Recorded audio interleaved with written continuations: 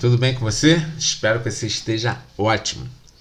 Então, o resumo de hoje é sobre modelos atômicos, né, e como a ideia do átomo evoluiu na história da nossa sociedade. Vamos lembrar alguns conceitos básicos, né, alguns modelos básicos, e vamos resolver algumas questões do Enem. Certo? Então, o modelo atômico é uma tentativa de explicar o que seria o átomo. Essas ideias começaram na Grécia Antiga, com os filósofos, né? Dois mais conhecidos foram Demócrito e Leucipo, que já lançaram a ideia que o átomo seria a menor parte da matéria. Tá? E aí, no caso, isso evoluiu para o século XIX, no início do século XIX, com um cara chamado John Dalton, onde ele lança a ideia de uma bola de bilhar. Né? O átomo seria como se fosse uma bola de bilhar. Então, a ideia do Dalton seria, se você pegasse ali uma barra de ferro e fosse partindo ela, você chegaria na menor parte dela, que seria o átomo, como se fosse uma esfera maciça. Por isso, bola de bilhar, né? Essa bolinha aqui, que é uma esfera maciça, indivisível, seria a menor parte da matéria. Ok? Não tem muita diferença do que os gregos propuseram, tá? Mas aqui a gente já tem um método científico, né? Essa ideia foi baseada em experimentos. E aí, do Dalton para o Thomson, né, a gente já tem um salto grande, porque o Thomson lança já uma ideia de um átomo que não é a menor parte da matéria. Do Dalton para o Thomson, a gente já tem a ideia de que o átomo é constituído de partículas menores, que unidas formam esse átomo. Tá? A ideia dele ficou conhecida como modelo de pudim de passas, né, o pudim com passas.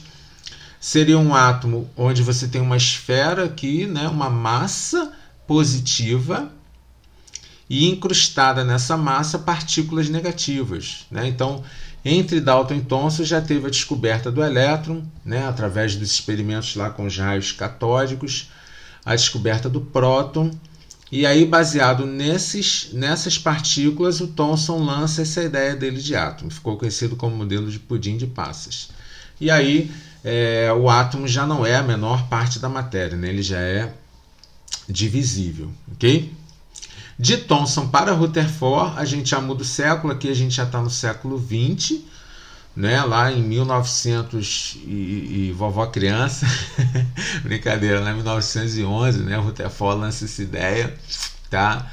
Onde ele, através de experimentos com radioatividade inclusive, né? Ele faz uma experiência onde ele atravessa partículas radioativas por uma lâmina de ouro.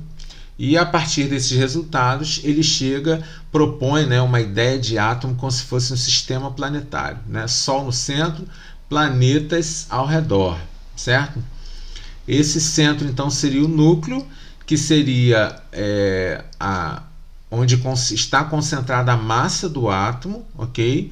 Com as cargas positivas. E ao redor desse núcleo você tem aí a eletrosfera, que é onde giram as partículas negativas, que são os elétrons, certo? Dando uma lembrada aqui nas partículas, né, atômicas, né, a gente tem prótons, nêutrons e elétrons, né? Os prótons positivos, os nêutrons sem carga e os elétrons negativos. E aqui são as massas relativas, né, em unidade de massa atômica. A gente até considera que a massa do elétron é aproximadamente zero. Ok? Então, essa ideia do Rutherford, ela inicialmente não foi aceita, porque ela vai contra, né, alguns conceitos básicos da física clássica, e aí esse modelo dele inicialmente ele não é aceito, tá? Mas você tem aqui esse núcleo extremamente pequeno, a eletrosfera tem um volume muito maior em relação a esse núcleo. Essas ideias, né, ainda são aceitas. Mas então, como que o modelo de Rutherford evoluiu? Quem complementou o modelo de Rutherford foi o Bohr, que na verdade era aluno dele, né, e estudou um pouco, fez alguns outros experimentos, né, interpretou os resultados aplicando a ideia, principalmente o ponto fraco do modelo do Rutherford. Né? O ponto fraco do modelo do Rutherford é que esses elétrons que giram ao redor do núcleo, eles se chocariam, com o passar do tempo, eles se chocariam com o núcleo. E aí o Rutherford não soube explicar o porquê, e o Bohr ele complementa a ideia do Rutherford dizendo que esses elétrons eles têm uma quantidade de energia, né, que é chamado de quantum, e essa quantidade de energia mantém esse elétron afastado do núcleo. De acordo com a energia que o elétron tem, ele vai estar numa dessas camadas, né, que são 7, K, L, M, N, O, P e Q, né, que são os níveis ou camadas de energia. Okay? Quanto mais energia um elétron tem, mais distante ele está do núcleo, né, numa dessas camadas. Tá? E aí depois vieram outras ideias, né, principalmente sobre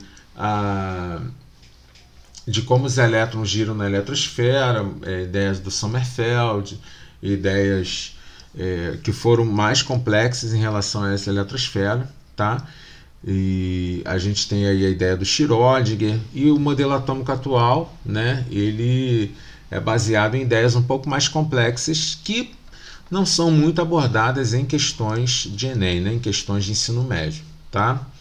Então vou terminar esse resumo por aqui e vamos resolver algumas questões, né, como que o Enem cobrou isso. Então o Enem 2019 cobrou assim, olha, um teste laboratório permite identificar alguns cátions metálicos ao introduzir uma pequena quantidade do material de interesse em uma chama de bico de Bunsen, para em seguida observar a cor da luz emitida.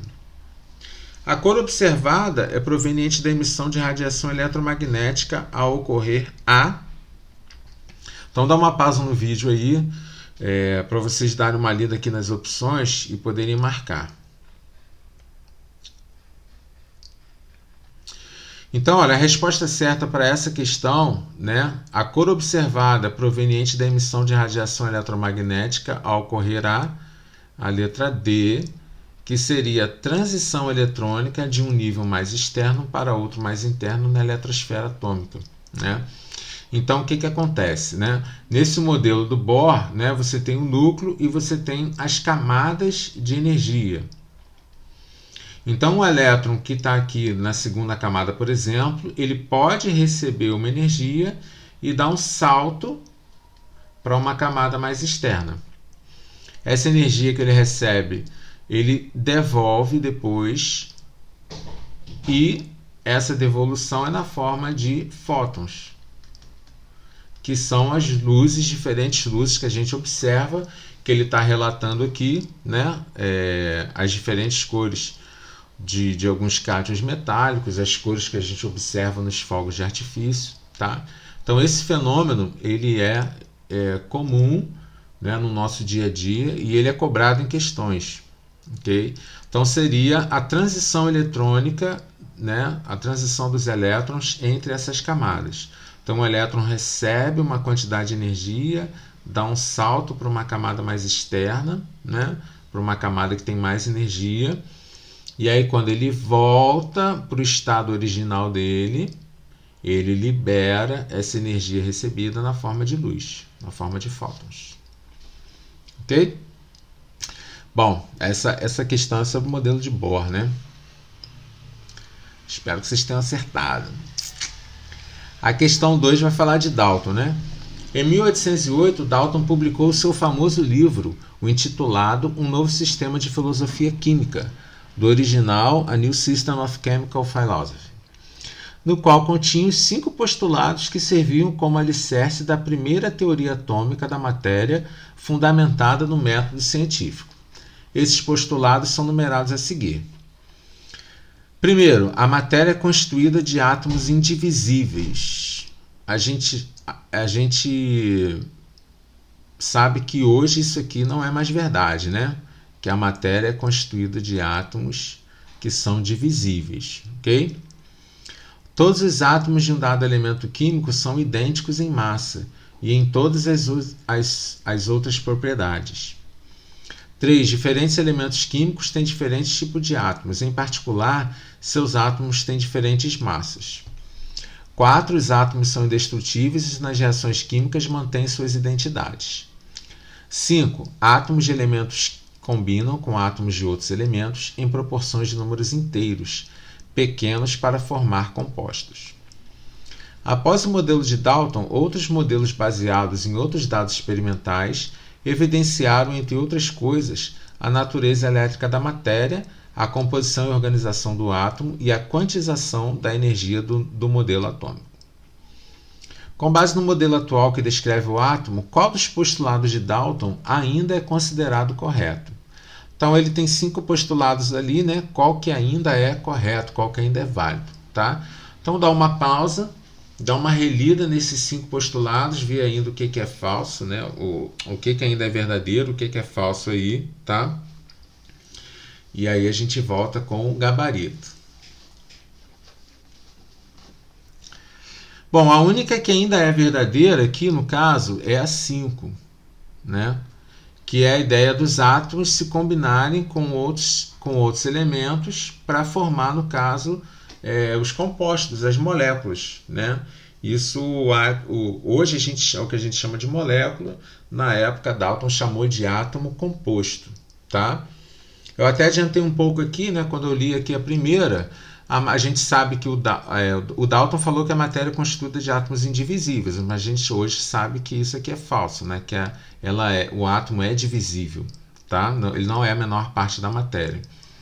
Ele fala que todos os átomos de um dado elemento químico são idênticos em massa e em todas as outras propriedades. Isso não é verdadeiro, isso é falso, né? Porque a gente tem o conceito dos isótopos. Então, os isótopos do hidrogênio, então, tem o prótio, o deutério e o trítio. Todos são átomos de hidrogênio, mas têm diferentes massas, porque eles têm diferentes números de nêutrons, tá? Então, isso aqui é falso. Diferentes elementos químicos têm diferentes tipos de átomos. Em particular, seus átomos têm diferentes massas. Mas nem sempre, porque a gente tem aqui, né, então isso aqui é falso porque a gente tem o conceito dos isóbaros, né? Então, por exemplo, a gente tem o cálcio, que tem número atômico 20 e massa 40. E a gente tem o potássio, um dos isótopos do potássio, que tem número atômico 19 e também tem massa 40. Então, são elementos diferentes, mas que têm o mesmo número de massa, ok? Então, essa 3 tá falsa porque seus átomos têm diferentes massas. Normalmente sim, mas tem o caso aí dos isóbaros, né? Como é o caso aqui.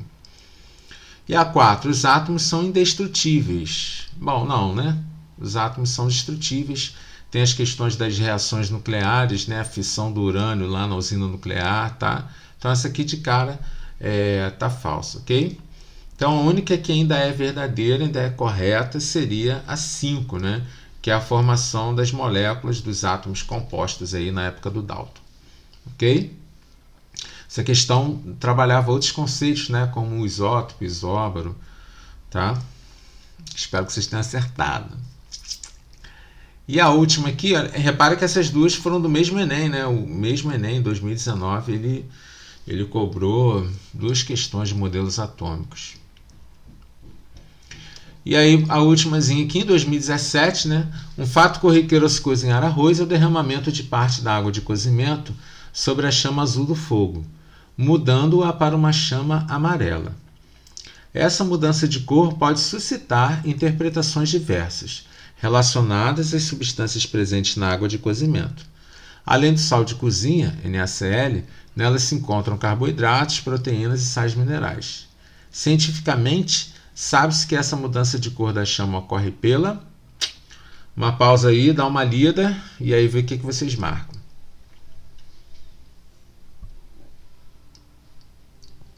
Bom, então você acertou se você marcou a letra B.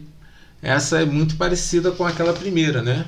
Emissão de fótons pelo sódio é excitado por causa da chama.